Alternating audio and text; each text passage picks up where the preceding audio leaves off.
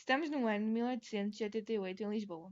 Fernando António Nogueira Pessoa nasce às 15h20 no dia de Santo António, 13 de junho.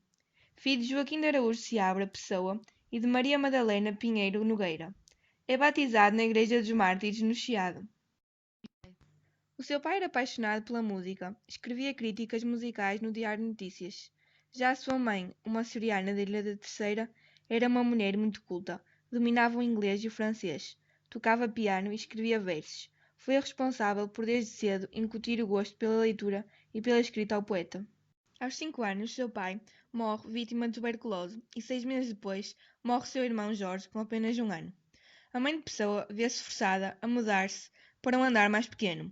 Fernando passa assim a viver com, para além da sua mãe, a sua avó, que sofria de perturbações mentais, tendo um impacto negativo na vida do jovem, que sempre teve medo de enlouquecer. Os meus pensamentos são, em alguns momentos, de tal natureza que me sinto enlouquecer, fico louco só de pensar. Maria Madalena, após a morte de seu marido, desenvolve uma paixão por um oficial da Marinha, João Miguel Rosa, que acaba por meses depois ficar a trabalhar em Moçambique, o que provoca um receio em Fernando Pessoa, na possível partida da sua mãe para se juntar ao futuro marido, que o leva a escrever estas palavras: À minha querida mamã, eis-me aqui em Portugal, nas terras onde eu nasci, por muito que eu goste delas, ainda gosto mais de ti. Mostrando assim a sua grande devoção pela mãe, chegando mesmo a compará-la com o amor à pátria. Em 1896, Pessoa e a sua mãe embarcam rumo a Durban, África do Sul, para se encontrarem com João Rosa, cônsul de Portugal e marido de Maria Madalena. É aqui que Fernando Pessoa desenvolve uma capacidade de adaptação a uma nova língua e a um diferente modo de vida.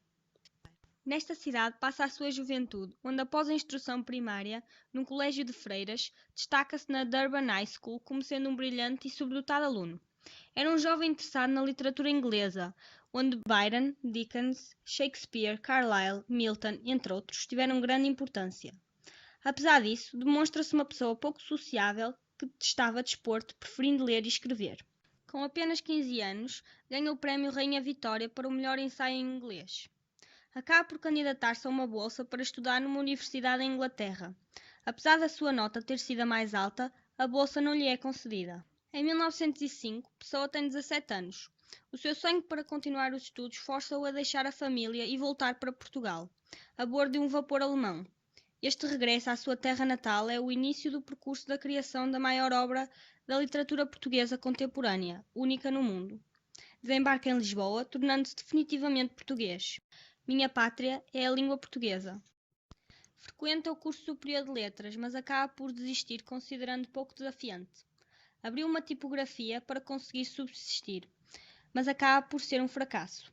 Trabalha em mais de 20 empresas, mas o mais importante era o seu trabalho como escritor. A sua profissão acaba por ser a trabalhar como correspondente estrangeiro a redigir e traduzir cartas. Sempre teve necessidade compulsiva de escrever e assim deixa mais de 25.000 folhas guardadas dentro de uma arca. Pessoa era considerado o homem de Lisboa. Os escritórios e os cafés, a Baixa e o Chiado eram um mundo sem o qual Pessoa não conseguia viver. Desses cafés, o Martinho da Arcada e a Brasileira do Chiado são os únicos que resistiram.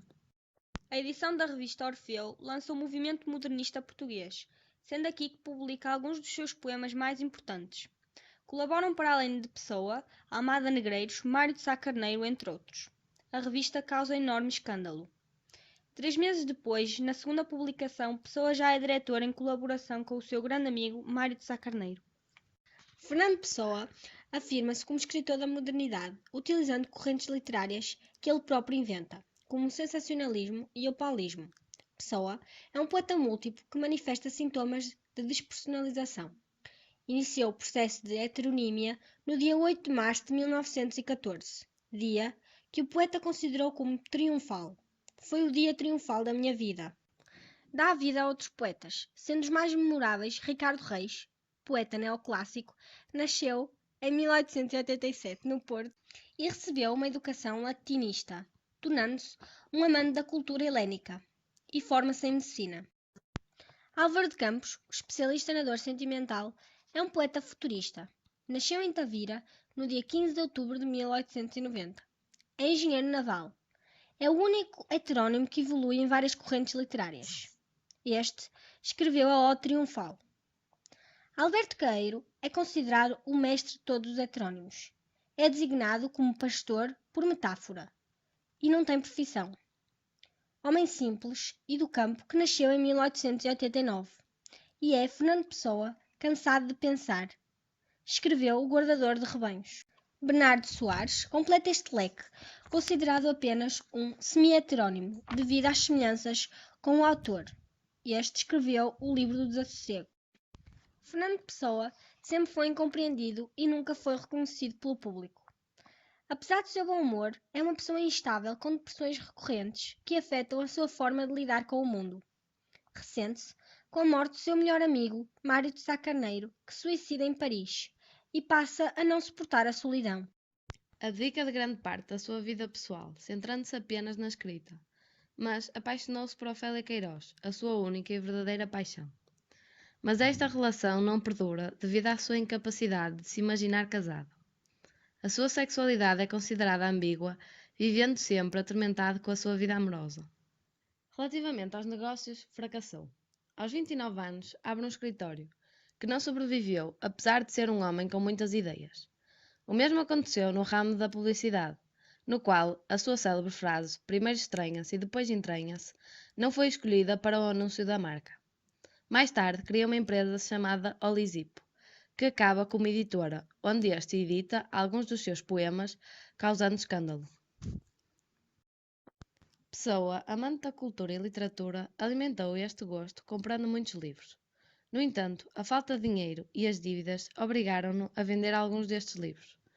São várias as obras dedicadas à astrologia, ocultismo, misticismo e à magia. O escritor colabora constantemente com a revista Presença e Atena, onde surgem alguns dos seus poemas. Mensagem foi o único livro que Fernando Pessoa conseguiu publicar, apesar de o ter feito apenas um ano antes da sua morte. Este livro concorreu ao prémio Antero de Quental e ganhou o segundo prémio. Mensagem exalta a grandeza de Portugal e remete para o Quinto Império que Pessoa sonhava para o nosso país. No seu último ano de vida, Pessoa é um homem desiludido. É internado no Hospital de São Luís dos Franceses depois de ter sido encontrado com dores abdominais e febre. No dia seguinte, escreve as últimas palavras em inglês. I know not what tomorrow will bring. No dia 30 de novembro de 1935, morre Fernando Pessoa, um dos maiores poetas portugueses.